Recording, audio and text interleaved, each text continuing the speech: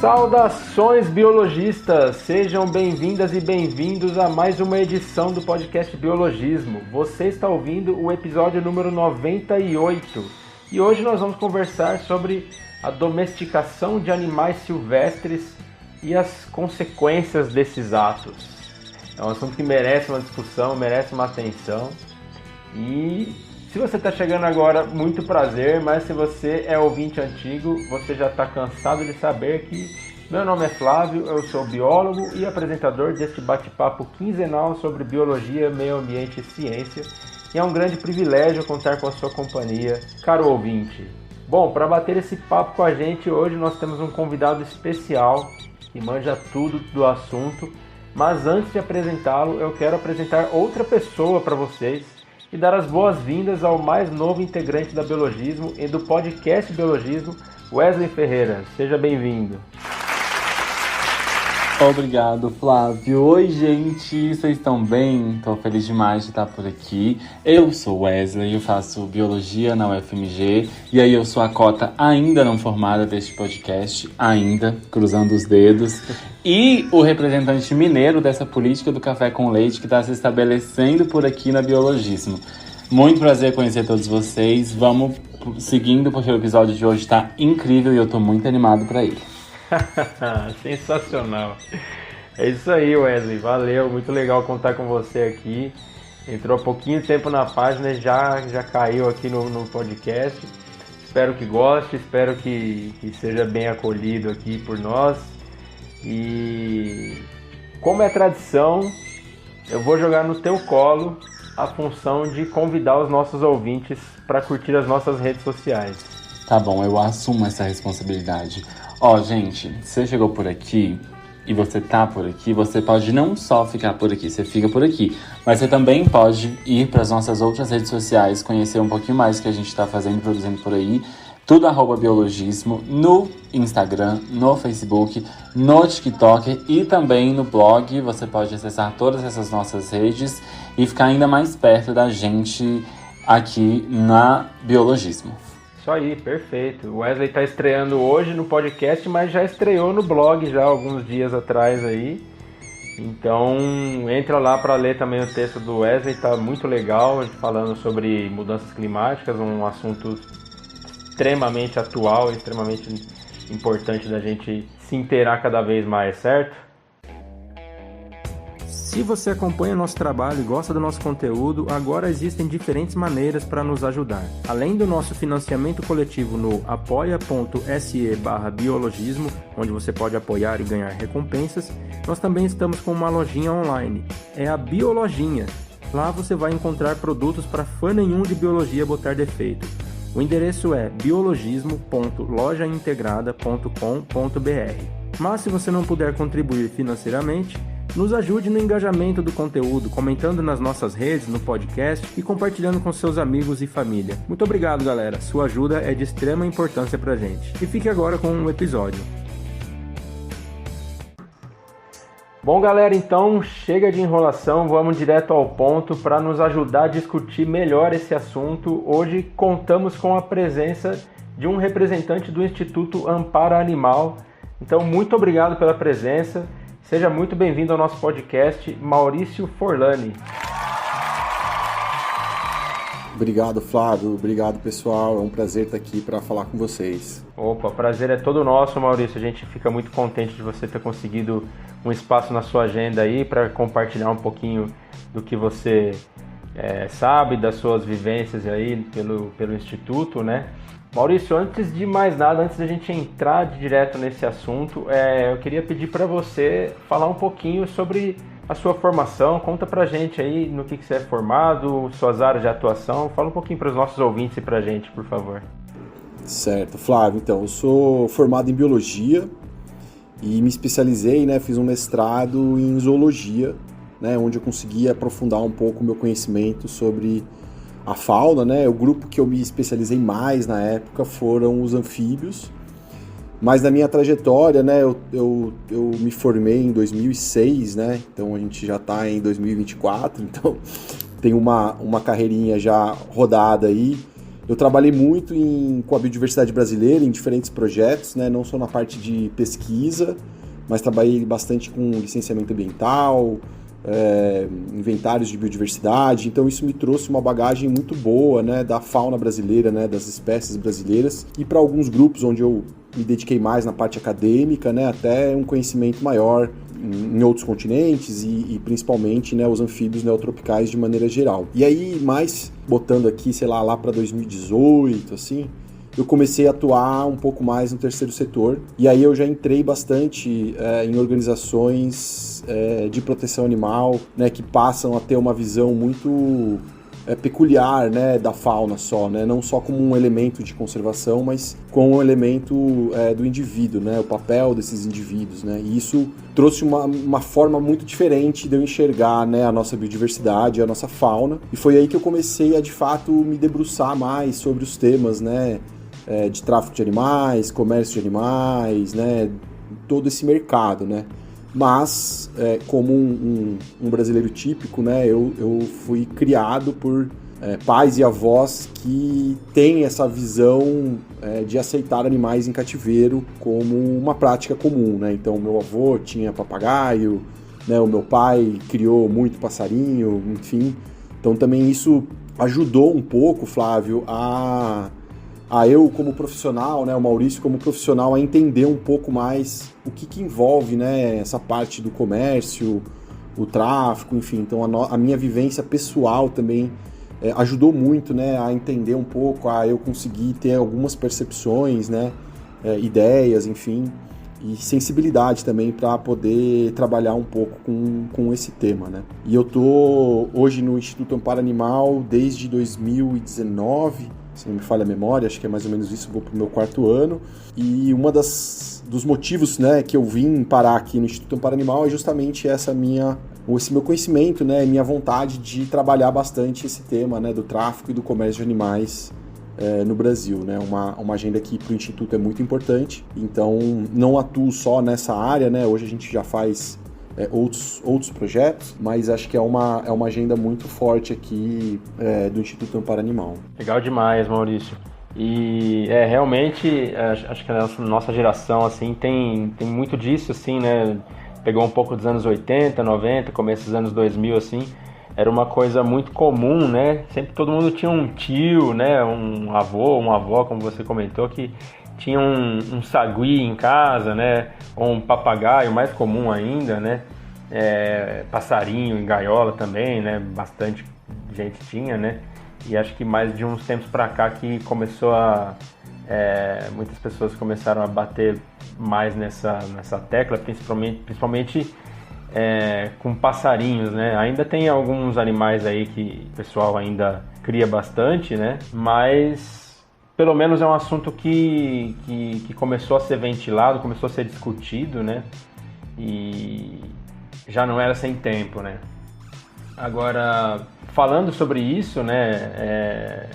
Que esse assunto começou a ganhar as mídias, as redes sociais há algum tempinho atrás aí, né? E ficou bastante em evidência, principalmente pela história lá da capivara, né? Não tinha como a gente não tocar nesse ponto, né? Com certeza. Então já puxo esse fio já logo no primeiro tópico nosso. Já aqui, vem né? logo com a polêmica, né? Exatamente. E ficaria muito difícil a gente não mencionar esse caso, né? Então, uma discussão que perdurou e ainda perdura nas redes, né? E muitas vezes até meio acalorada nessas discussões. Acabou se criando dois lados aí, dois times, né? O pessoal defendendo, acusando e tal. E aliás, além dos nossos tios, que eu falei da nossa geração aí, né? Que todo mundo tinha algum animal em casa, algum animal silvestre. Quando a gente faz biologia, sempre tem um amigo que cria, né? Um animal silvestre, né? Algum bicho, uma aranha, uma cobra, alguma coisa assim, né? Se você não tem um amigo que faz isso, provavelmente você é o amigo que faz isso, né? Ou que fazia, pelo menos. Mas, enfim, te pergunto, Maurício, qual que é o grande problema em domesticar animais silvestres? Então, eu acho que essa fala sua é muito boa, né? Porque eu também percebo que hoje a gente tem um espaço mais aberto para essa discussão. Antigamente era algo que nem se discutia, né? Você entra naquela questão do... Uns gostam de chamar de cultura, eu gosto de puxar mais pro lado de costume, né? Então é algo que é de costume, já tá tão na rotina que você não para prestar atenção se aquilo está correto ou errado, se aquilo faz sentido ou não, né? Então a gente já que você disse aí as décadas, né? A gente era acostumado a andar de carro e não punha cinto de segurança, e isso aí era normal. E a gente não parava para pensar sobre isso. Quando virou uma regra, aí a gente se incomodou e hoje é estranho usar o cinto, né?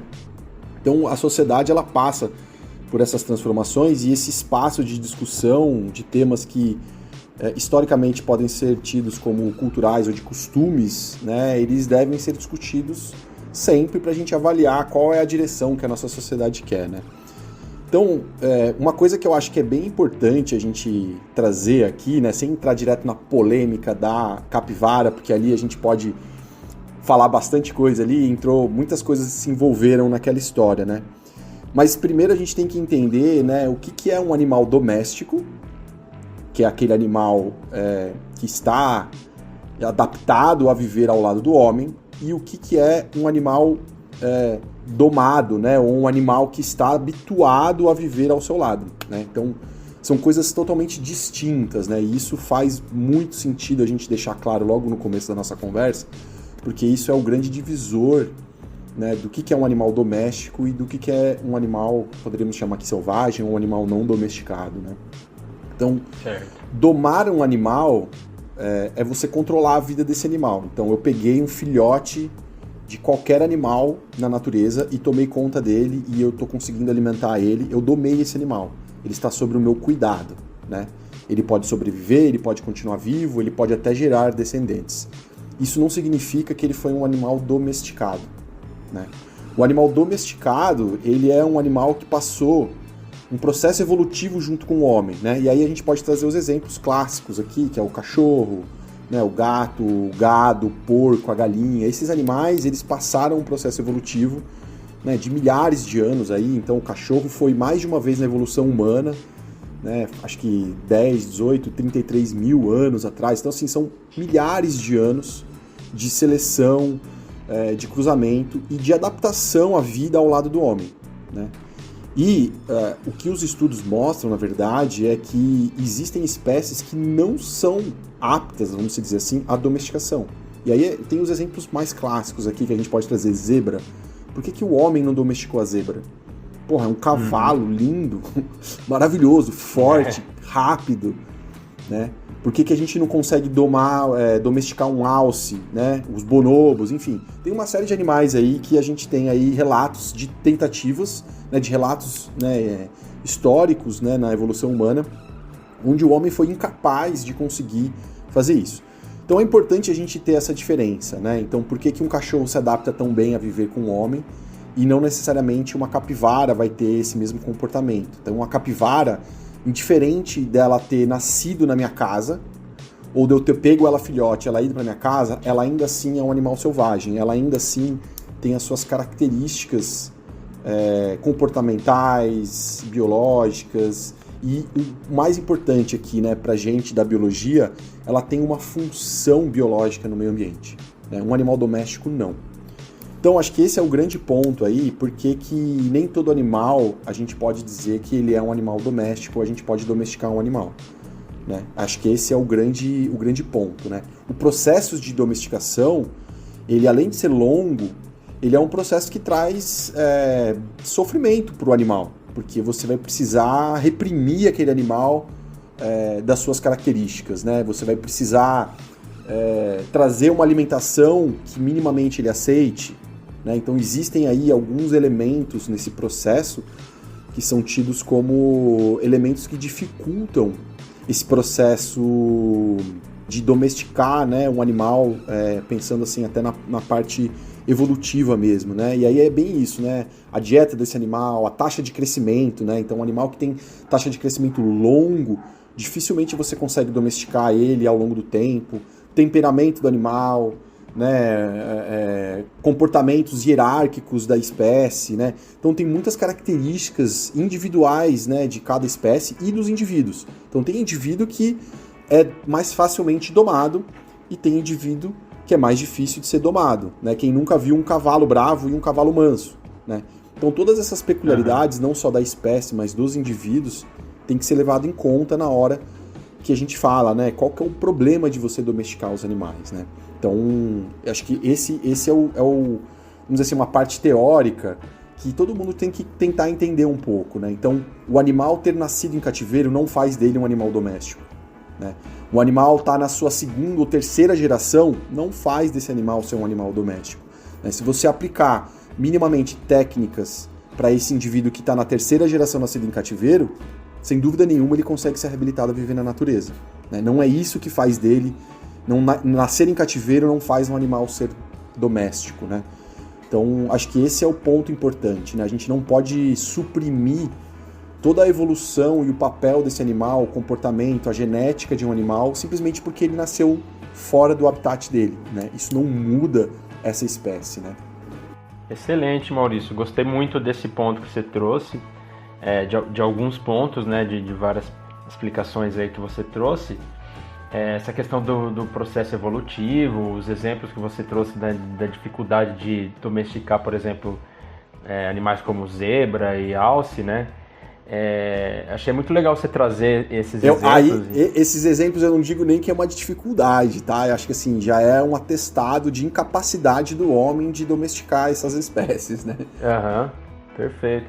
E até porque, né, Maurício, um argumento que acaba sendo uma coisa até meio rasa, assim, né, mas que o pessoal usa muito nessas discussões, é justamente esse, né? Por exemplo, o cachorro um dia também não foi selvagem? Todo animal um dia foi selvagem, né? O gato, o cachorro e tal. Então, tipo assim, nessa visão, para eles, basta você pegar um bicho qualquer aí, sei lá, um dragão de Komodo, botar no quintal, a hora que nascer o filhote vai ser um animal, né? Um pet, né? E não é assim, né? Não é. E aí, só para te trazer o exemplo que você trouxe, né, da capivara, qual que é o contexto ali daquela história, né? Então, era vamos por aí, um influenciador digital que pegou um animal silvestre, né? Eu ouvi diversas histórias, mas assim, acho que a história oficial que foi relatada, né, para polícia, enfim, para os órgãos responsáveis, foi que indígenas entregaram o filhote de capivara para ele, né, o que é muito contraditório para o comportamento da capivara, né? Enfim, que eles provavelmente caçaram a mãe e entregaram o filhote, porque o filhote era órfão, blá blá blá blá blá, enfim, e ele passou a tomar conta desse animal, né? E aí se promover na rede social em cima desse animal e tal. E aí você gera toda essa cadeia, né? Então, assim, uma capivara filhote, a capivara é um animal dócil, né? Que é uma das características que favorecem uma domesticação, né, evolutiva junto com o homem, né? Então, é um dos critérios ali para você, por exemplo, selecionar uma espécie. Se a gente fosse fazer um critério de seleção de uma espécie para transformar ela num animal doméstico, depois de milhares de anos, a docilidade, né, o fato do animal não ser tão agressivo, é uma característica. Então, o animal ele se adaptou naquela condição, ele foi imposto, ele foi domado por aquela pessoa e passou a viver ali da forma qual foi dada a ela a opção de viver, né?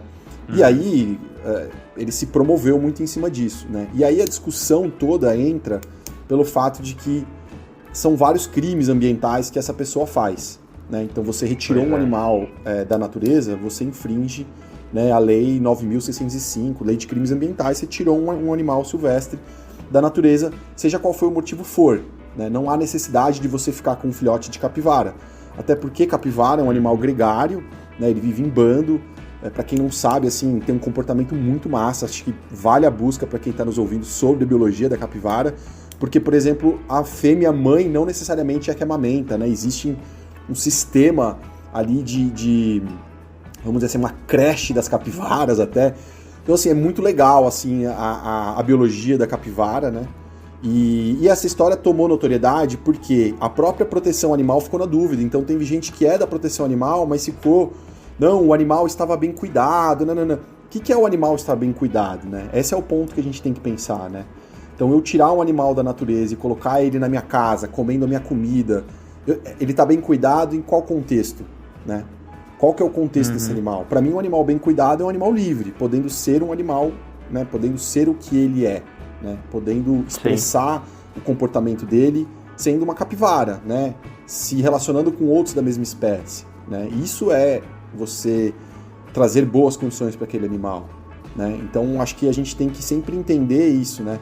As espécies, elas têm um papel na natureza, e lá é o lugar dos animais, né? É lá que a gente deve admirar e contemplar os animais, né? Quando a gente tira o animal para botar ele dentro da nossa casa, de fato, assim, para mim, a gente entra num desconexo, assim, não faz muita... A gente sai um pouco da realidade da natureza, né? Da fauna, dos animais, né? E eu acho que esse ponto, Flávio, é o ponto que mantém ainda muito essa cultura que a gente tem falado, né? De manter os animais em cativeiro no Brasil, né? As pessoas, de fato, têm o interesse pelos animais, mas elas não param para pensar no impacto que isso traz para a vida daquele indivíduo e ainda mais, né? Quando a gente pode pensar até em escala, né? Em cadeia, né?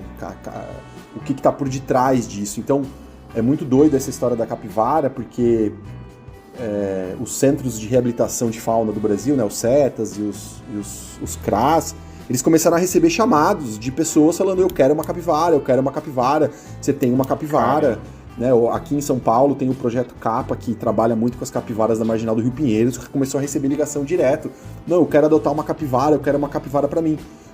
Então aí a gente já juntou, né, a falta de conhecimento, né, a própria ignorância, a gente pode dizer assim, da população, impulsionada pela rede social, né, por uma pessoa que está se autopromovendo com a fauna, né, então ele se promovia mostrando a fauna, porque a fauna realmente é cativante, e isso gera uma cadeia absurda por detrás. Então, provavelmente traficantes venderam capivara nessa época, talvez continuem vendendo até hoje, né, enfim, você criou um mercado, você criou um desejo, né, e o mais engraçado era que poucos meses atrás, a capivara era o animal mais odiado do estado de São Paulo, porque as pessoas tinham morrido numa festa por causa da febre maculosa, né? Que a capivara, na verdade, não tem culpa, né? É um carrapato, enfim, que transmite a bactéria.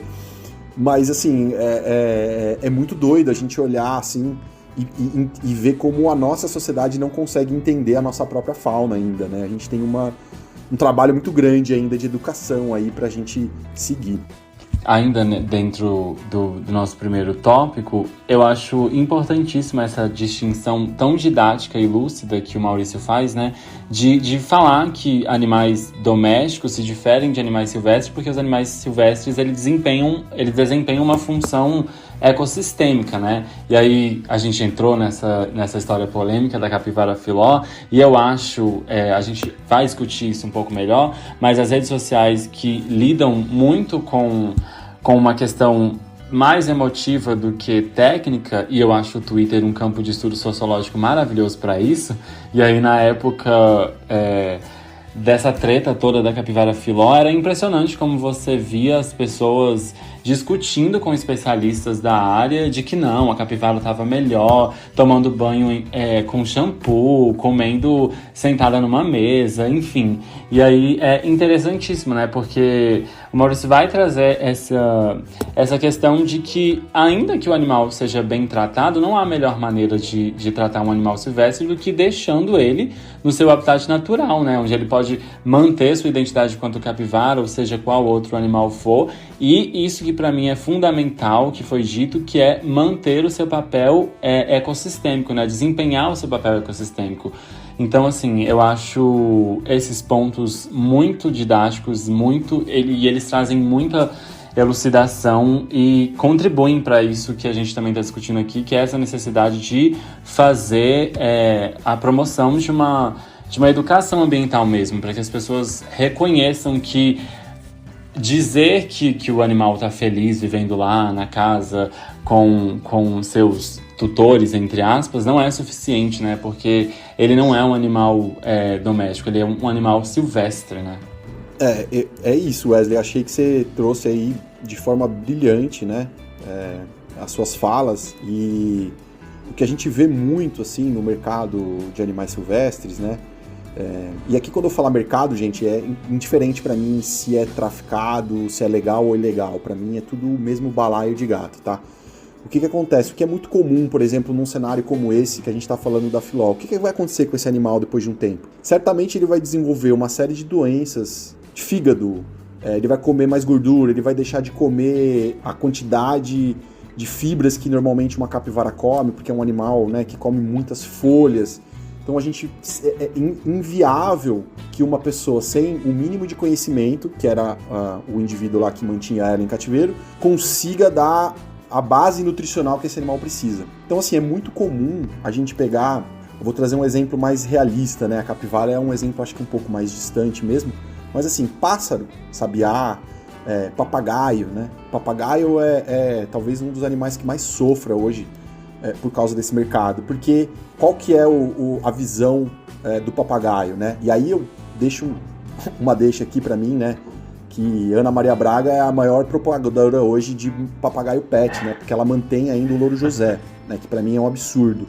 Mas assim, você pensa no papagaio, você pensa na alimentação dele, vem café com biscoito. Então, até hoje as pessoas dão café com biscoito pro papagaio, ou semente só de girassol. Então isso gera uma série de doenças nesses animais, né? Patologias hepáticas assim, seríssimas. O animal fica com a cor diferente, o animal perde as penas, né? Enfim, ele desencadeia uma série de doenças, né? E isso, gente, assim, traz um sofrimento absurdo para esse animal, né? Então, assim, por mais que você possa me dizer, não, Maurício, mas o veterinário tal, o meu amigo é biólogo, ele consegue trazer uma dieta balanceada. Ah, beleza, algumas pessoas têm noção e podem trazer um pouco de melhores cuidados para esses animais. Mas o contexto geral, né, o que esse mercado propaga, esse desejo que a gente acaba difundindo nesse mercado, você gera muito mais volume de animais que sofrem, são muito mais maltratados do que animais que conseguem ter um mínimo, né, o básico de uma condição de vida, né? O mínimo seria falar que o animal recebe nutricionalmente o mínimo, né, para ele. Então é muito sério quando a gente pega animais, né, pessoas pegam animais e desvirtuam esse papel dele, né? É inviável você garantir bem-estar para um animal silvestre em cativeiro. Basicamente assim, é impossível. O zoológico, vamos pensar aí o zoológico como o maior propagador de bem-estar de animais, assim. Você vai em qualquer zoológico, vai ter animal lá que está em condição deplorável, infelizmente, porque é difícil você dar a condição ideal, né? Como é que você reproduz a natureza para um animal, né? Vamos pegar exemplos, assim, uma onça que se desloca, quantos quilômetros por dia uma onça pode se deslocar? E você confina ela em, sei lá, 100 metros quadrados, quando tem 100 metros quadrados, quando não é 20 metros quadrados, como que esse animal vai ter condição, né? Então, essas coisas a gente precisa cada vez mais, né, falar mesmo, porque existe realmente uma distância da realidade da população, né? O que eu acho que, aí eu vou até jogar para vocês, assim, né? Mas uma coisa que eu acho bem interessante é o seguinte: por que existe isso, então, né? Pô, Maurício, mas então por que existe isso? Cara, os animais, desculpa falar, são foda, velho. Eu amo os animais, né? Eles me fascinam, né? Interesse. Eu gosto desde o bicho mais estranho até a fofofauna, né? Os mamíferos, enfim, mas gosto de aranha, gosto de anfíbio, gosto de cobra. Os animais fascinam o homem, né? Não é à toa que a gente coevolui com os animais, né? A gente domesticou alguns animais para ter vantagens evolutivas a nosso favor. Então existe um fascínio genuíno da espécie humana pelos animais. Isso é inegável, né? Isso a gente tem que saber trabalhar esse fascínio de nós humanos para os animais para algo positivo, né? E o mercado pet, para mim, ele não traz nada de positivo para os animais. Ele traz simplesmente o epicentro do egocentrismo humano de ter aquele animal como algo para si próprio. Porque basicamente é isso, né? Quando você tira algo que faz parte desse ecossistema que o Wesley falou, e você coloca ele na sua casa, é para você olhar para ele a hora que te convém, na verdade, né? Então Então, para mim, esse é o ponto central do comércio de animais, né? Dos animais silvestres como pet, né? Para mim, não existe justificativa hoje que mude a minha forma de pensar, a não ser essa. Você cria um animal silvestre para o seu próprio ego, porque é para você aquilo. Para o animal em si, era muito melhor ele estar vivendo na natureza. Mesmo que ele tenha uma vida mais curta, mesmo que ele não coma o café com leite, mas ele vai ter uma vida livre, ele vai poder escolher com quem ele vai falar, com quem ele vai interagir, né? Então, eu acho que o ponto central aí é a gente trabalhar justamente esse fascínio, esse interesse genuíno do ser humano pelos animais, mas a gente tem que mudar um pouco a chave, né? Trazer uma visão mais ampla, né? Trazer aquele indivíduo animal de forma realmente a representar algo para as pessoas, né? E aí a gente realmente respeitar, né, este animal de forma íntegra, né? Eu acho que você mencionou um ponto que é fundamental, né? Que é o que move o mercado ilegal de domesticação de animais silvestres, que é essa necessidade que nós, humanos, temos de subjugar outras espécies, dizendo, e é uma maneira de reafirmar que nós somos superiores a elas, né? E é o que você já trouxe aqui, né? Por melhor que sejam as intenções, é impossível reproduzir em cativeiro um ambiente que forneça plenamente o que essas espécies precisam para desempenharem seus papéis ecológicos e aquilo que elas evoluíram para fazer mesmo em um ambiente de cativeiro. E aí eu queria, já introduzindo nosso próximo tópico de discussão, porque quando a gente está falando da capivara filó, eu acho que é um pouco mais nítido para a gente imaginar que esse é um animal silvestre e que ele não deveria, em tese, estar sendo domesticado. Mas eu ouvindo vocês falando, e eu acho que muitas outras pessoas não especialistas ou que não têm formação na biologia, enfim, vão se lembrar agora de várias pessoas que elas também conhecem que tinham papagaios ou uma série de outras aves, e aí teve uma normalização tão grande dessa domesticação de animais silvestres que é quase como se esses animais, como papagaios, trinca-ferro, enfim, não fossem silvestres, eles já são dados como espécies domésticas mesmo. E aí eu queria perguntar para você quais são, então, essas espécies autorizadas legalmente como pets no Brasil e quais que são os critérios que determinam quais espécies podem ser domesticadas. E uma outra questão que eu estava pensando enquanto você falava, e aí uma curiosidade de nível pessoal mesmo, se existem diferença nessas leis a nível de estados ou se a gente é regido por uma lei única mesmo da federação. Certo, boa pergunta, Wesley. Então, assim, hoje a gente está num momento bem crítico em relação a isso, né? Então, o comércio de animais silvestres no Brasil, ela é uma atividade legalizada, né? Então, infelizmente, existe amparo legal para essa atividade. Ela sempre foi regida por um sistema federal, então existe um sistema federal de gestão de fauna, hoje que se chama Cisfauna, mas desde 2007 a gente está num imbróglio aí jurídico, ou se é que eu posso dizer assim para vocês, onde o IBAMA então seria, né, a autarquia federal que teria a responsabilidade de legalizar esses empreendimentos, né, para a venda de animais silvestres. Só que em 2007 houve uma portaria onde foi proibido a abertura de novos empreendimentos de fauna até que se criasse uma lista, o que a gente chamaria hoje talvez de uma lista PET, ou seja, uma lista oficial de quais espécies poderiam ser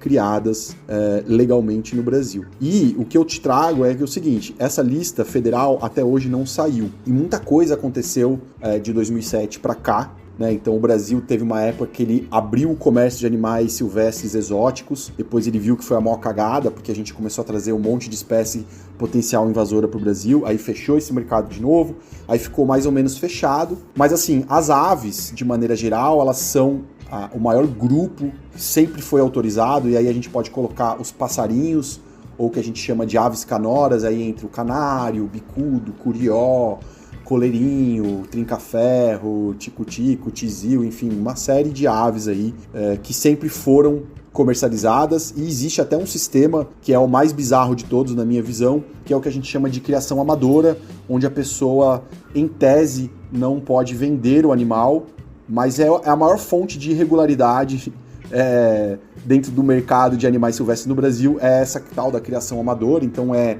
focado principalmente nas aves canoras, né? Então eu sou um criador amador, eu posso ter até 100 aves, olha só, 100 aves, imagina, quase não dá trabalho, e eu não vendo meus animais, né? O que eu reproduzo, eu dou, né? Mas obviamente a gente sabe que por debaixo do pano tem nascimento irregular, tem um monte de falcatrua, tem um relatório muito bom do IBAMA que chama Operação Delivery. Quando nasce uma ave, você coloca uma anilha. É tipo como se fosse uma pulseirinha na pata do animal filhote. Porque a pata do animal é pequena, você consegue vestir essa pulseirinha.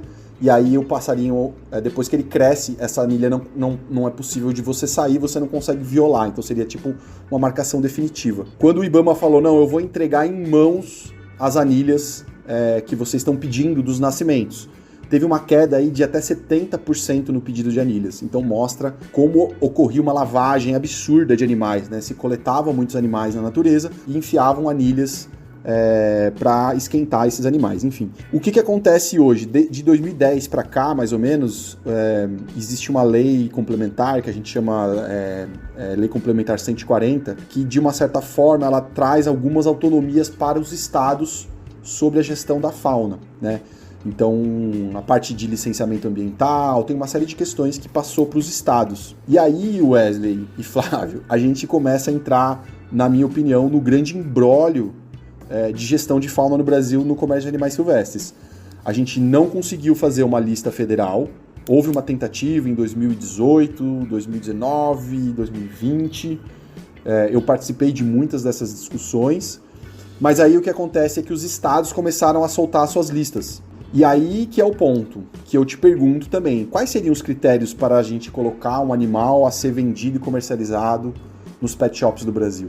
Né? E isso não ficou muito claro. Então, estados estão fazendo listas distintas de modelos distintos. Então, hoje o Paraná, Rio de Janeiro, Alagoas, Goiás são os principais estados, se eu não me engano, que têm listas estaduais. E elas são muito discrepantes e, em alguns casos, para mim, são totalmente aberrantes, porque elas não são... Você primeiro não deixa claro qual foi o seu critério, né?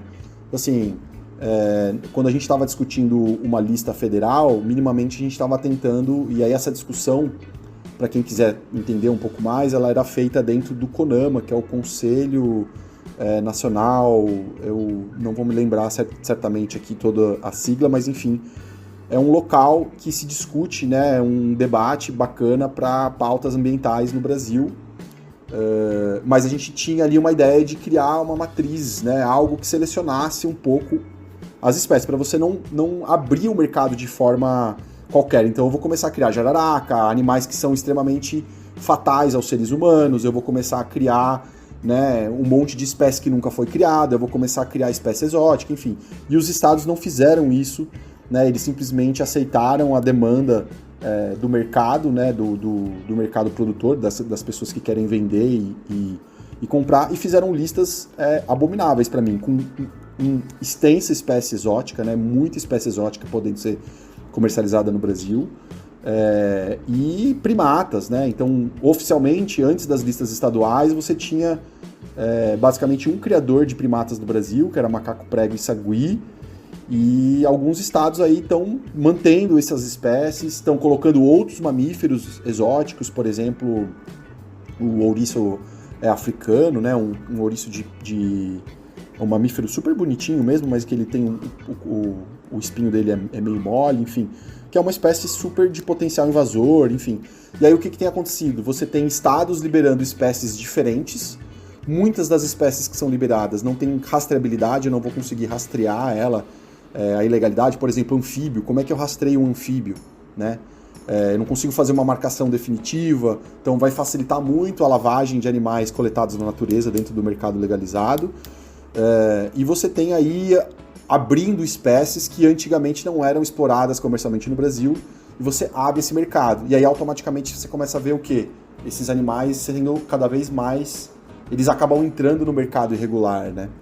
Então, de maneira geral, tentando resumir tudo que eu falei, hoje no Brasil, para mim, você tem um grande imbróglio, porque deveria ser minimamente para você ter uma gestão mais organizada, você deveria ter uma lista mínima federal, e os estados que quisessem legalizar espécies a menos dessa lista federal, o fazem. Por quê? O risco de uma espécie invasora não está no meu limite estadual, ela é nacional. Os riscos do mercado pet traz para o meio ambiente e para a sociedade, eles não respeitam barreira política de estado, né? Então tem que ser visto essa política pública de comércio de animais silvestres, ela tem que ser vista como uma ação federal, né? Então uma espécie introduzida legalmente no Brasil, ela pode trazer uma doença para a própria pecuária, né? Então é bem complexo essa ideia de cada estado fazer o que acha que é bom para si, né? Sem seguir critérios mínimos, sem deixar de forma clara para a sociedade o que fez o Estado liberar aquelas espécies, né? Então, isso me preocupa muito, né? Algo que a gente vem tentando dialogar e tentando reduzir, mas eu não sei se a gente vai chegar num caminho tão positivo para a fauna, né? Pelo que parece, a coisa está se estendendo cada vez mais para diferentes estados, né?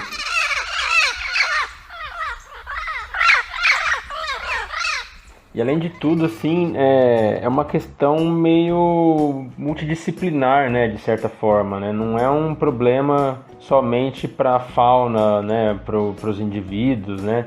Que se fosse já seria um problemão já, né, se fosse só para isso, mas é uma situação que também envolve, né, biodiversidade, mas também envolve meio ambiente, envolve sociedade, né? Você comentou aí até a questão de doenças para gado, tem questão de zoonoses, né?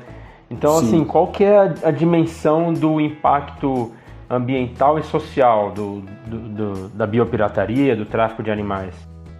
Eu acho que, assim, o ponto mais importante da gente pensar, e aí é legal essa fala, porque isso vai direto nesses amigos e colegas que têm os animais, os biólogos, os veterinários. O comércio de animais, ele é uma das principais fontes de extinção da fauna mundial, tá? Então, tem uma instituição, se não me engano, que chama Parrot Trust, que é sobre psitacídeos na América Latina, de maneira geral, e uma das principais vias de extinção de psitacídeos é o comércio de animais. Então, quando a gente pensa no impacto no meio ambiente, primeiro é a extinção. A gente extinguiu algumas espécies do meio ambiente brasileiro por causa do comércio de animais. E aí a primeira delas foi a ararinha azul, o bicudo, a arara azul de Lear está indo para o mesmo caminho, o cardeal amarelo no Rio Grande do Sul é um que também está super ameaçado. Enfim, entre outras, né? E aí a gente está falando aqui de extinções mesmo, né? O bicudo só existe hoje na natureza por programas de reintrodução, assim como a ararinha azul. E esses animais foram extintos por causa do mercado de animais silvestres, né? Não vem me dizer que o comércio está salvando essas espécies. Isso é balela. Isso é balela. Isso é discurso de fake news, né? O mercado foi o que extinguiu a espécie da natureza. Não vem me dizer que você é o salvador agora, né? Tem muito biólogo com esse discurso ainda, hein? De que, na verdade, está salvando, né? Exato, mas não é isso que acontece, né? Depois eu posso explicar um pouco mais essa questão da conservação, da criação e conservação. Mas assim, no exemplo da ararinha azul e do bicudo, na verdade, a demanda por esses animais como pet foi o que levou eles à extinção. Associado à perda de hábitat, claro, mas assim, a última ararinha azul saiu para ser exportada para a Europa, por causa do mercado pet, né? Assim como o bicudo. Então, essa questão da extinção é algo que é gritante, né? E latente. Você tem aí várias espécies brasileiras que estão sob ameaça do tráfico e várias espécies do mundo, né? E aí, enfim, exemplos não faltam, mas aí você tem as questões ambientais, né? Então, o que acontece muito hoje? O comércio de animais, ele estimula, né? O que é o tráfico de animais, né? Você transitar um animal de um ponto A para um ponto B. Basicamente é isso. Se é legal ou ilegal, aí é uma outra questão. Mas assim, o tráfico de animais é você transitar com esses animais. O que isso gera? Bioinvasão, você gera patógenos, né? Ainda mais quando você fala de você coletar animais na natureza e soltar em outros lugares, você tem uma microbiota ali que faz parte habitat daquele animal que está adaptado àquela condição. Então ele vai ter vermes, ele vai ter parasitos que são típicos de uma região. E aí você fazendo essas translocações de animais, você acaba deslocando patógenos, doenças, né, e inclusive animais para locais onde não faz sentido. Aí eu vou trazer um outro exemplo clássico aqui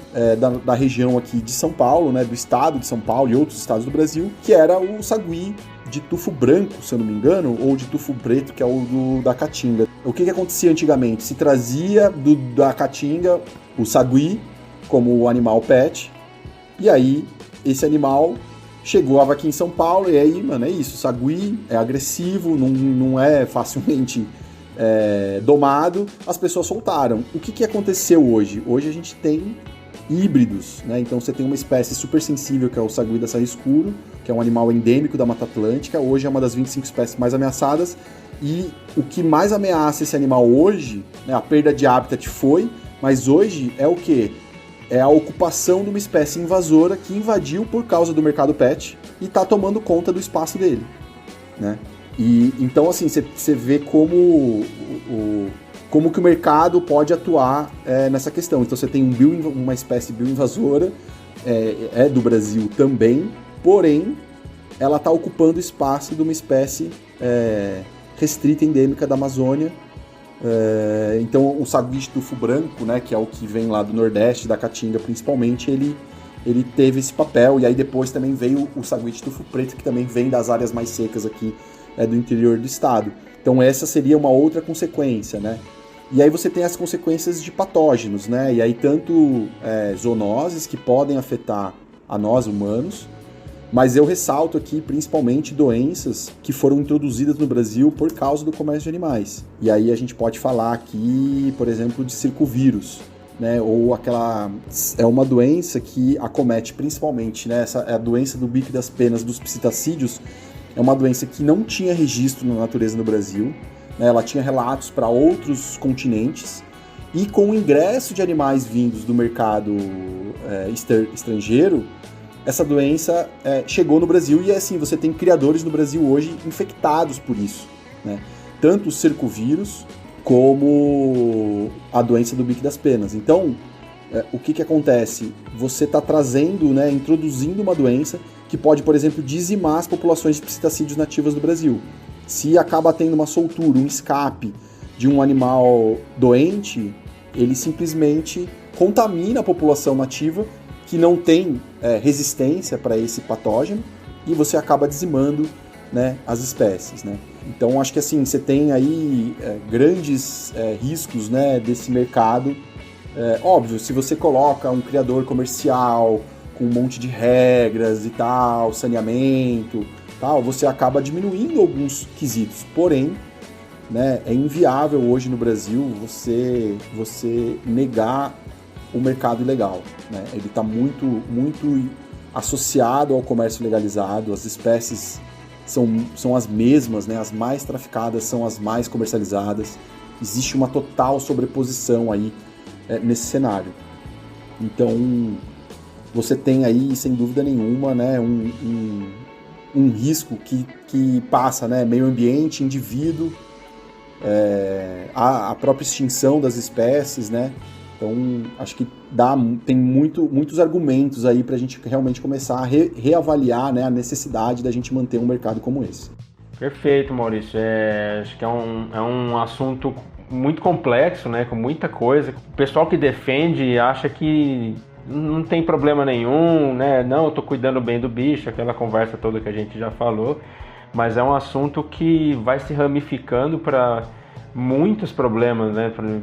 Vai trazendo muitos problemas, né, que a gente comentou, social, econômico, para a biodiversidade, para a fauna no geral. E é uma coisa muito complexa que não é tão inofensiva quanto a galera defende aí, né? O Maurício estava falando sobre esses impactos ambientais e sociais, e aí eu fiquei pensando, e aí eu me veio na cabeça, né, que a gente também tem um impacto de saúde, porque aí eu lembrei daquele caso da Naja, daquele menino que, se não me engano, ele era estudante de veterinária, e ele tinha essa cobra de maneira clandestina, e aí ele foi picado, e aí teve toda aquela questão onde tem soro, o soro é produzido no Butantan, tem que levar e tal. E para além disso, tinham outras 16, né, espécies de cobras exóticas, e aí a investigação vai mostrar esse esquema de tráfico de animais mesmo. E aí tem esse outro componente também, né, que é a irresponsabilidade desse tráfico de também não compreender como que isso impacta a nível de saúde mesmo, né? Porque imagina se essas outras serpentes, não só as outras, mas a própria Naja, ela, sei lá, foge de onde ele estava deixando essa cobra e aí vai picar outras pessoas, e aí você tem toda uma questão, enfim. Então você tem também esse impacto a nível de saúde mesmo, que esse tráfico pode causar. Eu acho que tem uma coisa que é legal, quando a gente pensa no tráfico, assim, o Brasil ele tem um contexto muito peculiar do tráfico de fauna, né? Porque nós somos muito provedores de biodiversidade, né? Então a biodiversidade ela tá no nosso quintal e a gente trafica muito a nossa própria fauna para o mercado interno e para o mercado externo, né? E diversifica um pouco o tipo de biodiversidade, né, que vai para o mercado externo e que fica no mercado interno. Mas, de maneira geral, existe aqui um sistema que promove, né, a manutenção desse tráfico sistêmico que a gente pode dizer aqui no Brasil, né? Então, acho que a primeira coisa é a gente entender a aceitação dos animais vivendo em cativeiro no Brasil, porque isso passa a ser normal, né? Você vê a gente acha, olha que bizarrice, a gente acha normal uma ave que foi desenvolvida evolutivamente a voar, ficar presa numa gaiola, não podendo voar. Então a sociedade, de uma certa forma, aceita isso. Você tem um outro quesito, que é a vulnerabilidade social, ou seja, você tem a biodiversidade local, ou seja, no quintal das pessoas, associada a uma vulnerabilidade social, faz com que as pessoas utilizem a vulnerabilidade social para tirar proveito daquela comunidade, para que ela extraia os animais da natureza para que você venda, né? Exatamente. Aí, associado a isso, você tem uma legislação fraca. Então, hoje o traficante vê o tráfico de fauna como algo que compensa, porque é um crime de menor poder ofensivo, ou seja, é até 6 meses de prisão, 6 meses a 1 ano, você pode ser pego recorrente e você não vai preso, você assina um termo circunstanciado lá e sai, né? Na verdade, o que a gente diz é que o policial que te pegou fica mais tempo preenchendo o papel do que o próprio infrator. Você tem uma taxa de reincidência absurda. Então, tudo isso ajuda a manter o tráfico, né? E esse tráfico, ele é simplesmente mantido pela demanda. Então a gente, sociedade, tem que entender que o tráfico existe porque tem quem compre. Basicamente é isso. Eu sou culpado, toda a sociedade é culpada porque a gente mantém a demanda viva, né? E o mais louco para fechar esse ciclo é que o que mantém a demanda viva e instiga a demanda hoje no mercado é o mercado legalizado. Então eu vou na loja, vejo o papagaio e falo, porra, eu quero. Quanto custa? 6 mil reais. Não tenho, vou pagar 700 no ilegal. Então o mercado legalizado ele estimula a demanda e as redes sociais hoje estimulam muito o desejo das pessoas, que acaba estimulando a demanda. Então a trama do tráfico no Brasil ela permeia, né, todos esses aspectos, né? Ele vai realmente na vulnerabilidade social, legislação enfraquecida, né, um sistema, né, uma sociedade que consome muito a rede social, que não se aprofunda sobre os temas, né, e acaba consumindo aquilo que está na primeira página, e isso obviamente aumenta a demanda, né? Então o cenário ele é bem complexo, né? É uma teia mesmo, né? De linhas assim que vão se autoalimentando, né? Então é bem complexo, né? E aí quando você põe o elemento rede social hoje, acho que até um tópico que a gente quer trabalhar aqui hoje nessa nossa conversa, você tem uma sociedade brasileira que é uma das que mais é ativas nas redes sociais, né? Então a gente domina aí o Instagram, por exemplo, Facebook, a gente tem uma porcentagem da população muito alta e muito ativa em redes sociais. E aí você hoje muda, né? Antigamente você tinha lá, você comprava do traficante na feira de rua, você comprava do traficante na estrada, né? Hoje você compra tudo pelo WhatsApp. Você entra num grupo do Facebook, o Facebook te joga no WhatsApp e de repente você está tendo lá uma cartela de opções, né? O cara pode te vender aí jacaré, tudo. Fica tudo muito fácil pela rede social, né? E aí você tem, obviamente, uma influência dos tipos de conteúdo que a gente consome na rede social, né? Isso também estimula demais, né? Vou trazer um outro caso muito emblemático, né? Um colega meu do IBAMA, o Roberto Cabral, sempre traz esse exemplo, eu acho ele muito bom. Mas vocês lembram do cantor Latino, né? E teve um período que o Latino, ele tinha um macaco, né? E ele se promovia em cima desse macaco. E os traficantes falavam que nunca venderam tanto macaco prego quando na época que o Latino começou a se promover com o macaco. Então essa influência de rede social, de influenciadores com a fauna, ela assim, é nítido, né? Como que existe uma relação hoje em dia, nessa associação, né? E desse estimular esse desejo aí da sociedade em cima, né, dos animais, né? Então esse é um ponto, sim, que a gente tem que ficar muito esperto, assim, né, do que a gente fomenta na nossa rede social, né? Porque isso aí é uma cadeia absurda, né? Um giro muito grande que traz, né? Esse é exatamente o nosso próximo tópico para a gente falar sobre a influência das redes sociais e como que ela contribui para o tráfico de animais. E aí, antes você já tinha mencionado, né, a Ana Maria, de segunda a sexta, lá às 8 da manhã com o Louro José, domesticado e até falando, né, que ela conseguiu até fazer um processo evolutivo ainda mais rápido, que o papagaio tá lá falando ativamente, não só reproduzindo falas. Mas, e assim, você tem um uso de animais silvestres nas redes como entretenimento mesmo. E, de fato, isso fomenta o mercado ilegal, o tráfico de animais, porque aí as pessoas veem uma oportunidade de então se transformarem em, sei lá, tiktokers, ter canal no YouTube, usando esses animais, né? E aí, vira e mexe, se você entra nas redes, e aí o algoritmo entende que você consome esse tipo de coisa, e aí vai aparecer, sei lá, macaco de batom, ou com pijama e mamadeira, enfim. Então, retoma de novo, né, aquilo que a gente já tinha mencionado antes, que é fugir completamente do papel ecossistema que esses animais desempenham e a gente se auto-enganar acreditando que está tudo bem submeter esses animais a isso em nome de um entretenimento, né? E claro, as redes sociais, elas são uma vitrine de produto. A gente sabe que muito pouco do que está ali é a vida real das pessoas.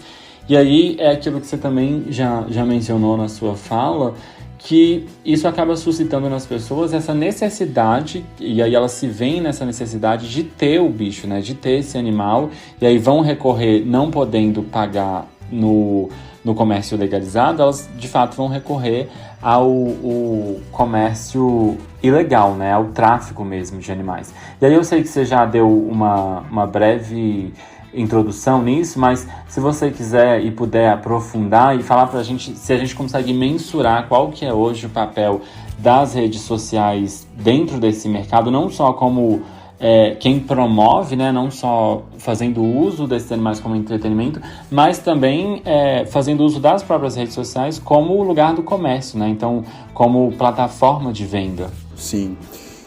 Esse tema, ele tá realmente em alta hoje, né? E não à toa que, né, a gente aqui do Instituto Amparo Animal, a gente lançou, né, a campanha Algoritmo Selvagem. Então, se alguém quiser entrar e entender um pouco mais dessa campanha, é só ir lá no algoritmoselvagem.org.br. E ela fala justamente esse tema, Wesley. Ela trabalha justamente assim, o like que você dá, ele pode estar aprisionando um animal nesse exato momento, né? Por que isso? Justamente por todo esse contexto que a gente está trabalhando. Então, o que a gente tem hoje nas redes sociais? Primeiro, você tem as plataformas com uma capacidade e um total não desejo de controlar conteúdos que impactam a biodiversidade, e aí aqui eu estou falando tráfico e caça. A gente já fez campanhas contra a caça no próprio YouTube, Facebook, enfim, é cheio de grupo de atividades ilícitas, e essas plataformas elas se negam a querer criar barreiras simples para isso, assim como elas têm para outras atividades ilícitas, né, como sexualidade, sexo infantil, pornografia, enfim, e para isso eles realmente se esforçam um pouco a mais, mas para crimes contra a fauna eles se negam a tentar um mínimo de esforço, né? Então a campanha Algoritmo Selvagem ela vem justamente para mostrar que o que a gente consome está, na verdade, fomentando muita coisa por detrás, né? Então o que a gente está consumindo hoje, né? Que nem você estava falando, Wesley, a gente tem aí celebridades que querem manter o seu alto nível de engajamento e compram animais, porque sabem que animal traz alto engajamento. E aí vou trazer um exemplo bacana, que eu acho que chama Nicole Balls, que era uma celebridade que comprou filhotes de macaco prego. Então ela já é uma pessoa famosa, ela não estava querendo ser famosa, ela queria manter a sua fama, e achou animal, fala, não, vou pegar os macaquinhos, eles são fofos e tal. E no final ela comprou macacos ilegais, ela achava que tinha comprado macacos pregos legalizados e eram ilegais. E a polícia, o IBAMA, foi lá, prendeu os animais dela, enfim. E ela entendeu, ela até fez vários posts em cima disso, ela conseguiu se conscientizar nessa ação. Mas o que ela ia fazer? Ela ia se promover em cima da fofura desses animais, né? Então ela ia botar fraldinha, ela ia cuidar deles como bebezinho, enfim. E isso tudo gera engajamento e estimula o que a gente está falando aqui, que é a principal força motriz do tráfico de animais, que é a demanda, né? Então, a gente, dentro dessa campanha, a gente fez alguns estudos, né, com uma agência internacional que trabalhou junto com a gente, que mostram, né, uma relação direta aí de até 37% das buscas de compra por macacos, elas são geradas por conteúdos do Instagram, né? E, sei lá, 18% de compra de cobras também são geradas por conteúdos do Instagram, né? Então, a gente quando vê um conteúdo fofinho, muitas vezes a gente acha só lindo, né? Ai, que bonitinho esse macaquinho vestido de roupa. Ai, olha que bonitinho esse papagaio dançando. Olha que bonitinho essa cobra enrolada na mão da pessoa. Olha esse papagaio cantando. Tudo isso são cenas que não representam aquele animal como o animal que ele é, né? É uma forma, vamos dizer assim, a gente está corrompendo a identidade daquele animal, e isso gera alto engajamento, porque as pessoas gostam de ver o animal humanizado. Não é à toa que circo tinha animais, né, que a gente punha macaco para andar de bicicleta e acha isso o máximo, né? Enfim, então a humanização desses animais, desses conteúdos, gera um alto engajamento. Isso gera likes para essa pessoa, gera monetização para ela, e ao mesmo tempo gera demanda, que vai gerar a compra tanto legal quanto ilegal de animais, né? Então a campanha ela traz isso. A gente pede nessa campanha o que a gente chama de você resetar o seu algoritmo. Então existe um passo a passo de como você pode resetar, que é você não curtir, não olhar. Se você vê um vídeo desse, você simplesmente passa direto. Então você pode sim reeducar o seu algoritmo, ou até mesmo resetar ele do zero, para que você não consuma e não contribua com esse tipo de conteúdo, né? Ah, Maurício, como é que eu vou saber se um conteúdo ele é nocivo ou não? Porque assim, eu não quero que as pessoas deixem de contemplar a fauna livre, né, de contemplar a fauna. Eu gosto de ver vídeos de natureza dos animais, mas a minha seleção eu busco vídeos onde o animal está sendo um animal, onde ele exerce o papel dele, onde ele está tendo o comportamento dele de animal. Então, se por acaso você se deparar com um vídeo onde o animal está fazendo algo humanizado, ou vestindo uma roupa, ou um comportamento humano, ou comendo algo que não faz parte, ou interagindo com o humano de uma forma estranha ou engraçadinha, isso não é um comportamento natural. Esse é o tipo de conteúdo que a gente deve evitar ao máximo, porque ele é o conteúdo mais nocivo para a própria fauna, né? Você acha que você interagindo com esse conteúdo, você nem está percebendo o que isso pode trazer de ruim para aquele animal, mas na verdade isso tem um impacto negativo, né, nesse sistema aí por detrás aí, desses likes, né? Então é importante a gente trazer essa consciência e a gente repensar um pouco em como a gente consome a fauna nas redes sociais, porque sim, há várias evidências hoje do impacto negativo para a fauna em cima desse tipo de conteúdo. Uma questão só que eu tenho tentado exercitar, e aí eu recomendo para todo mundo que está ouvindo a gente, que é possível indignar-se sem engajar com esses conteúdos, né? Eu sigo uma linguista e até recomendo, que é a Jana Viscardi, e ela fala muito sobre isso, né? Que a gente acaba... Porque aí a gente vê uma coisa dessa, sei lá, os animais com roupinha, mamadeira e batom, e aí pra se indignar a gente vai e coloca no nosso history com um textão, e quando na verdade o que a gente tá fazendo é engajar com aquele conteúdo e promover aquele conteúdo, né? Então assim, você viu, denuncie e siga a sua vida, não vamos dar engajamento, não vamos fazer promoção gratuita para essa galera. Então, assim, vamos só denunciar o conteúdo, mas não engajar com ele. É isso, Wesley, é exatamente isso. Porque é aquela lá, falem bem ou falem mal, mas falem de mim. E para as redes sociais é isso, né? Se você ganha um monte de haters, você vai crescer na rede social, porque você vai gerar algo positivo para o algoritmo. Ele vai enxergar você como algo positivo ali, né? Então eles vão divulgar você mais, na verdade, né? Então é bem isso mesmo. Ignorar é a melhor estratégia nessa hora, né? Pois é. Lembro que na época da pandemia, quando começaram a sair as primeiras vacinas, um dos posts nossos que mais bombou foi um de vacina, graças ao pessoal anti-vacina. É isso. Eles desceram tanto a lenha lá nos comentários que o post alcançou muito mais pessoas do que a maioria das nossas publicações. Agora, ainda falando sobre essa questão do algoritmo, da campanha da Amparo Animal, né? É uma coisa que eu confesso que eu nunca tinha parado para reparar, mas de fato aparece muita coisa para mim, assim, nas minhas redes sociais, né, de animal silvestre como pet, né, domesticado. E pra gente que é biólogo, não sei se é o seu caso, Maurício, Wesley, mas o pessoal vê coisa de bicho na rede social e manda pra gente, né, porque acha que a gente vai gostar e tal, né. Então, assim, às vezes pode ser que eu nem entro no vídeo, nem curto, não compartilho, não faço nada, mas como eu recebo muito, ou às vezes entro só pra ver, o algoritmo já entende que eu gosto daquilo, né? E aí ele começa a me mandar muito, assim. Então eu tenho vários amigos que mandam direto, principalmente um rapaz gringo lá, que ele cria muito artrópode, né? E eu sou mais dessa área, assim, gosto bastante de aranha e tal. Então o pessoal sabe que eu gosto, tá sempre me mandando. O cara tem umas mariposas gigantes, uns gafanhotos gigantes lá e tal, a galera sempre me manda. Então se você entrar, por exemplo, naquele explorar, aparece vários, né, desses bichos, assim, vários animais silvestres, assim, não na natureza, né? Alguns sim, mas muitos não também. Então eu comecei a reparar mais nisso depois dessa campanha da Amparo Animal, né? E comecei a seguir o tutorial lá para tentar limpar o algoritmo e ver se a gente faz alguma diferença aí, né? Sim.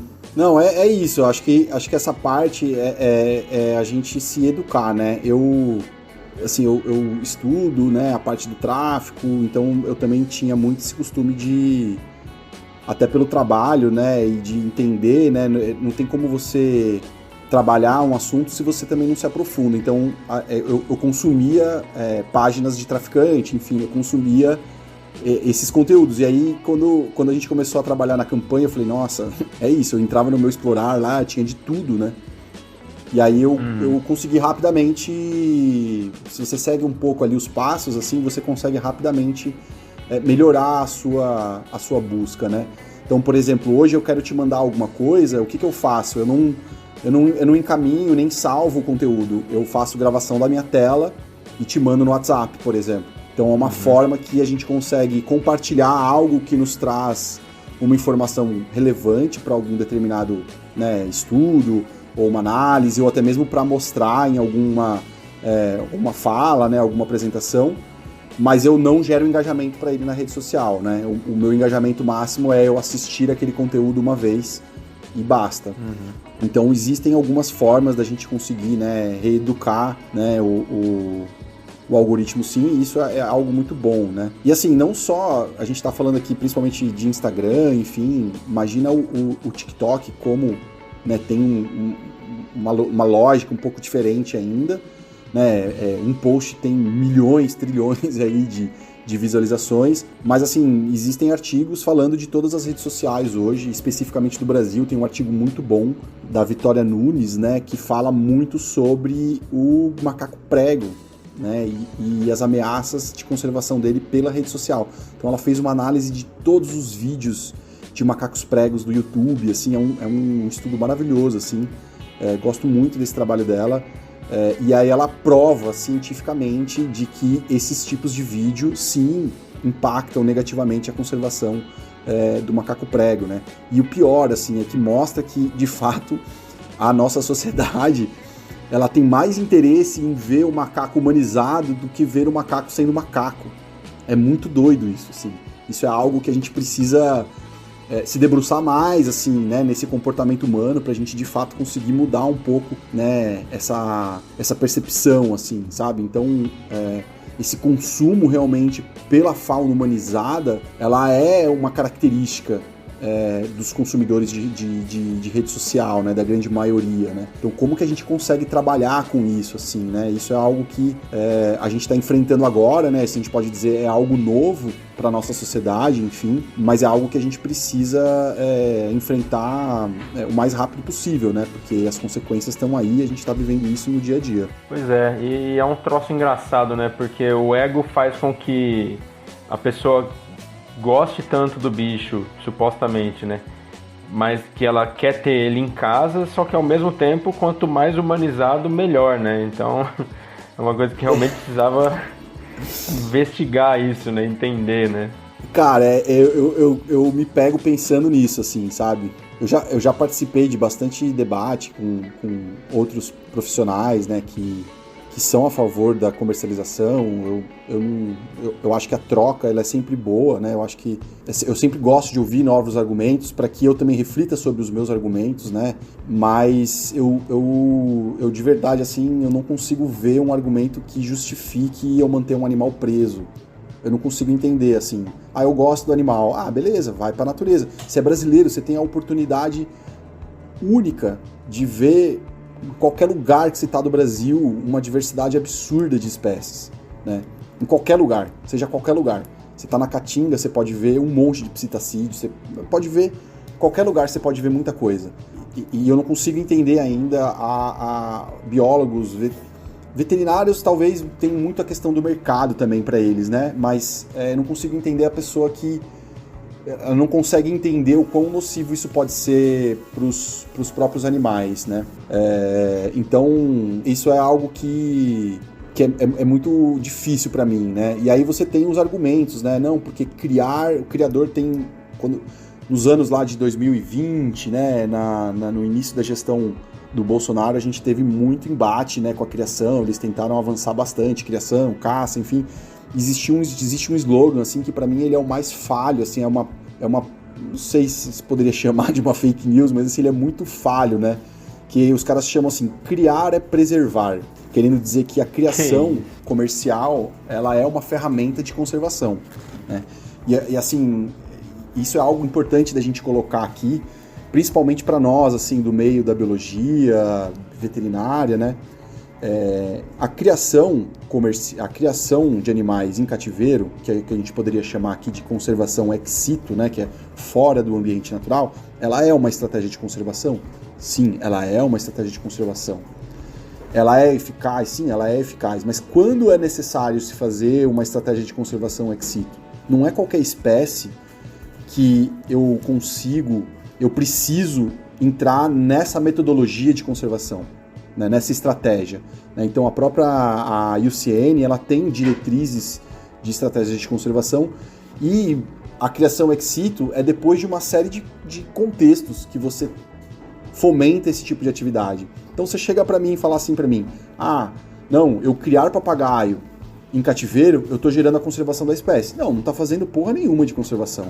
Primeiro, você está selecionando indivíduos mais mansos, você está selecionando indivíduos para docilidade, você está selecionando indivíduos que para uma estratégia de conservação não são funcionais, você está selecionando indivíduos de cores diferentes, porque a criação ela quer o diferente, né? A figurinha é o mais bonito, é o mais amarelo, é o mais diferente, é o albino. Então o mercado ele exige essa característica dos exemplares serem diferentes, né? Então isso não faz parte de estratégia de conservação, né? Conservação é você manter pools genéticos diferentes, você manter uma identidade, o papagaio da Caatinga, o papagaio do Pantanal, o papagaio do semiárido, né? E isso você está selecionando genéticas diferentes, né? Genéticas que fazem o contexto dessa espécie, que a criação comercial, por exemplo, nunca vai fazer. Não é o papel da criação comercial fazer isso, né? Então, criar uma espécie em cativeiro não é sinônimo de conservação. Você não está conservando essa espécie. Muitas vezes você está fazendo uma seleção, um endocruzamento, você diminui variabilidade genética, né? É muito contraditório do que é uma conservação ex situ, né? Onde você seleciona os indivíduos, você tem análises genéticas para você saber qual indivíduo você cruza com quem, para que você tenha maior viabilidade genética. Então, assim, não é... A gente tem que desmistificar isso para as pessoas, sabe? Achar que eu criar qualquer espécie, eu estou gerando a conservação. Não, isso é muito falho. É muito falho. Não é assim que se faz conservação. É só a gente ver os programas de conservação ex situ, e o Brasil tem grandes exemplos, né? Então, você tem o programa da Ararinha Azul agora, que está, né, acho que vai ser impulsionado agora aqui no Zoológico de São Paulo. Você tem os programas de conservação ex situ do Sagui da Serra Escuro, você tem alguns programas de conservação hoje que têm sim o input de alguns criadores comerciais, que é o caso do bicudo. Por quê? Porque não existe esse animal na natureza, não existe esse animal em lugar nenhum. As únicas pessoas que têm esse animal são os criadores amadores ou os criadores comerciais. Então se fez uma associação com essas entidades para se selecionar indivíduos, para criar indivíduos para serem soltos, né? Mas daí eu achar que eu estou criando canário da terra e eu estou fazendo conservação, eu não estou fazendo conservação, muito longe disso, na verdade, né? Então acho que é importante a gente trazer essa visão, né, de que uma estratégia de conservação ela não obrigatoriamente passa por você criar um animal em cativeiro, né? Isso tem que ser avaliado caso a caso, né, especificamente, né, quando realmente você não tem indivíduos na natureza, enfim, não é um sinônimo, né? Criar é preservar, por exemplo. Isso daí é balela, né? Eu tava pensando na disciplina de Biologia da Conservação e no primeiro dia, assim, da disciplina, a professora, ela vai apresentar e elencar os tópicos que comprometem a conservação de espécies do ponto de vista da genética, e ela vai demonstrar que um desses tópicos é a domesticação e a comercialização, né, de animais silvestres. Então, assim, é realmente um mantra que você precisa repetir várias e várias vezes para acreditar nele, porque é explícito como que isso afeta a variabilidade genética, como que isso impacta os animais a nível de habitat, né? Porque você desestimula a conservação desses hábitats naturais, como que isso pode impactar na transmissão de doenças. Então é realmente um ponto bastante interessante a se considerar, esse de que é, assim, uma negação dizer que criar espécies é conservar, porque é o completo oposto, né? Você já até apresentou espécies que quase foram levadas à extinção, outras que foram extintas por conta do tráfico de animais silvestres e da domesticação desses animais silvestres. Então, é realmente bastante preocupante que a gente veja profissionais, seja da biologia, seja da veterinária ou de quaisquer outras áreas, ostentando esse slogan de que criar é preservar, porque não é mesmo, assim. Preservar a espécie extrair elas de seus hábitats naturais e humanizar essas espécies, né? Isso não é definitivamente preservar. Sim, não, é bem isso, assim, porque é um slogan de impacto, né? Criar é preservar. E isso sensibiliza as pessoas, né? Porque pra gente entrar nesse tema, Wesley, que a gente tá falando de genética, de padrão, de fenotipo, Cara, as pessoas, né, a maior parte da nossa população não vai entender o que a gente está falando aqui agora, né? Mas, então, o criar e preservar é muito simples. Não, eu crio os bichos, eu estou preservando, eu estou mantendo eles vivos, né? Então, basicamente a gente fala assim, desencana das estratégias de conservação que são as mais efetivas, que é pensar em área, em habitat, né, variabilidade genética, e vamos criar a grande Arca de Noé, que aí a gente vai salvar as espécies de extinção, né? Então, mas assim, a gente precisa realmente melhorar o nosso discurso para que a nossa fala atinja e sensibilize as pessoas também, né? Conservação, o melhor lugar de se fazer conservação é na natureza, né? É a gente preservar o que a gente tem livre e solto, né?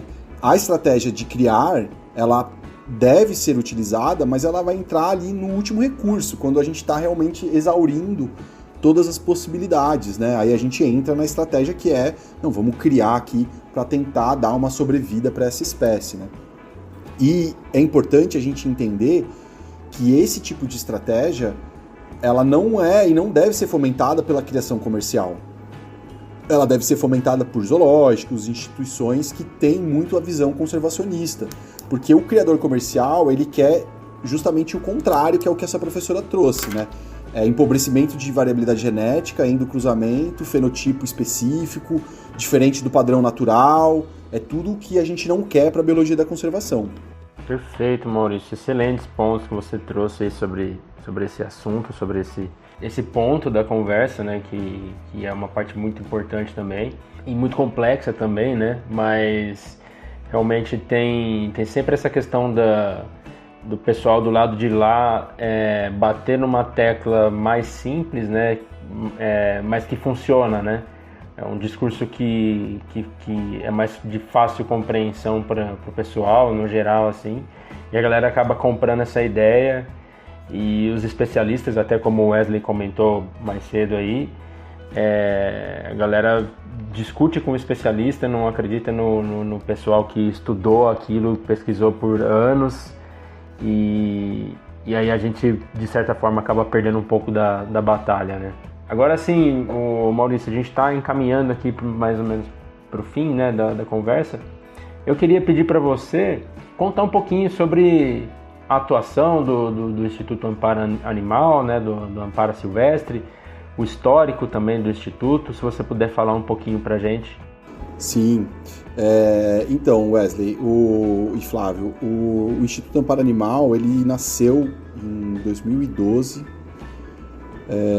com uma frente específica na época, né? A gente tinha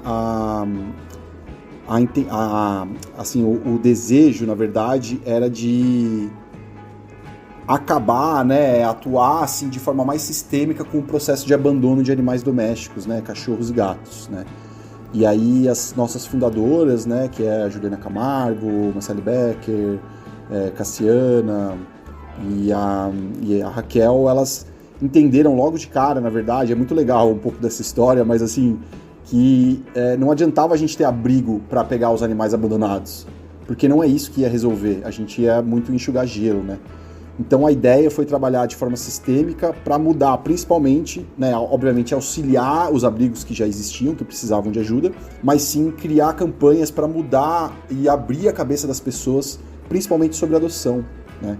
E aí aqui eu cito muito uma campanha que é, para mim, uma das mais fantásticas já do Instituto Amparo Animal, que é a campanha Somos Todos Vira-Lata, que é a ideia de mostrar que nós, brasileiros, principalmente, somos muito vira-latas, né? A gente é uma mistura de tudo, para a gente acabar tentando derrubar esse padrão estético, né, de escolha de um animal, né? Você escolhe um animal por uma questão estética, enquanto tem milhões de animais aí precisando de lares, né? Então a Ampara, ela surgiu muito nesse período com esse foco, né? E a gente continua muito forte. E em 2016 a gente iniciou os trabalhos com a Ampara Silvestre. Então hoje o Instituto Amparo Animal, ele tem duas áreas bem definidas, né? Que é a Amparo Animal, que foca nesse auxílio de domésticos, né, de cachorros e gatos, e a Amparo Silvestre, que hoje atua muito focado, né, na proteção animal e trabalhos de conservação também, né? Então a gente vem crescendo e vem se desenvolvendo cada vez mais, e hoje a gente tem já alguns anos aí de maturidade, a gente está com uma base de atendimento emergencial no Pantanal, então desde do fogo, em 2018, 19, 20, se eu não me engano, nas queimadas do Pantanal, a gente foi pro Pantanal, fez uma ação gigantesca lá, e desde então a gente falou, não, a fauna pantaneira precisa de uma ajuda, então hoje a gente tem um centro lá, hospitalar, um centro de reabilitação de fauna, né? Esse ano a gente de fato conseguiu colocar ele em ação, mas a gente também tem outros projetos, né, que atuam em outros lugares. Então aqui em São Paulo a gente tem um projeto muito massa que vem justamente trabalhar com esse tema que a gente está falando aqui do tráfico,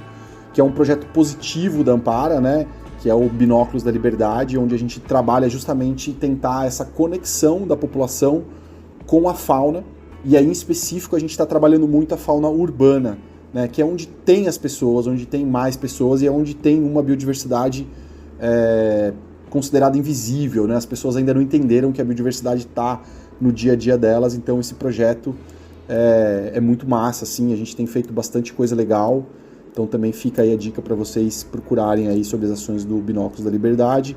A gente vem trabalhando bastante com um programa de conservação de bugio ruivo, né? Aqui no estado de São Paulo, especificamente na cidade de São Paulo, e a gente faz sempre campanhas, né, de conscientização. Esse é uma característica muito forte da Ampara, assim como a gente lançou recentemente, né, o Algoritmo Selvagem. A gente também está discutindo ações políticas, a gente vai para Brasília, a gente está sempre aí antenado aí, né, nas pautas que envolvem aí a proteção e a conservação da fauna brasileira como um todo. Sensacional, Maurício. Pô, que trabalhos incríveis que a Ampara desenvolve aí já há tanto tempo, né? E pra gente é uma alegria enorme receber você aqui representando a Ampara. Foi uma conversa espetacular que a gente já sabia que seria muito boa. E a gente tem um certo limite de tempo aqui, mas daria pra ficar a noite toda conversando aí. Não, fica tranquilo. Mas a gente deixa as portas abertas aí para você, para o pessoal da Ampara, quando se quiser retornar, a gente combinar alguma coisa para a gente bater mais um papo aí. Sim, sim. Tamo junto. E claro, te deixo à vontade agora, se tiver alguma coisa que a gente não abordou no roteiro, que você gostaria de falar, pode ficar à vontade. Cara, eu acho que a gente, como você falou, né, a gente falou bastante. Eu falo muito também, então se deixar eu fico falando até a noite toda. Mas queria deixar aí pro pessoal que está nos ouvindo, né, para seguir as redes sociais da Ampara Silvestre, né? A gente tem uma rede social bem forte, a gente tenta trazer sempre conteúdos interessantes, partes técnicas, informações, notícias, denúncias, né? É uma rede social bem ativa, então fica o meu convite aí para vocês seguirem o nosso trabalho. Quem quiser também seguir o meu perfil pessoal também, é Maurício Forlani, também pode seguir. E também vou fazer aqui um jabazinho aqui. A gente também tem a gente chama de MesaCast, né, que a gente faz vídeo e áudio também, que é Quem Pode Ampara. Também a gente tem trazido temas bem interessantes, né, que estão alinhados às ações que a gente faz. E aí ele pega temas do Instituto como um todo também. Então, para quem gosta aí de podcast, também fica aí mais um canal aí para vocês poderem se conectar aí com os assuntos relacionados aos animais. Perfeito. Bom, então é isso. Maurício, te agradeço muito pela participação. Mais uma vez, deixo as portas da Biologismo abertas para você, para o pessoal da Ampara Animal, Ampara Silvestre. E foi um prazer receber vocês aqui. Valeu, cara. Obrigado. A gente também fica à disposição aí. É sempre um prazer poder discutir e trocar ideia aí sobre assuntos tão importantes. Beleza, então, galera, é isso. Chegamos ao fim dessa conversa sensacional. Nós esperamos que você tenha gostado de ouvi-la, assim como a gente gostou de participar dessa conversa. Muito obrigado a você que sobreviveu até aqui. Novos episódios do podcast Biologismo estão disponíveis a cada 2 quartas-feiras, às 10 horas da manhã, nas principais plataformas de streaming. E a gente pede sempre para você deixar seu feedback, o que você está achando, sugestões também de temas, de convidados, críticas, elogios. Fique à vontade, pode mandar para a gente no nosso e-mail biologismo.podcast@gmail.com ou através das nossas redes sociais ou da plataforma que você estiver ouvindo, se tiver essa opção. Não esqueça também de avaliar a gente na sua plataforma preferida aí. E é isso, galera. Muito obrigado, um grande abraço. Tchau, tchau. Valeu. É isso, gente. Tchau pra vocês. Obrigado por nos ouvirem. E até algum dia.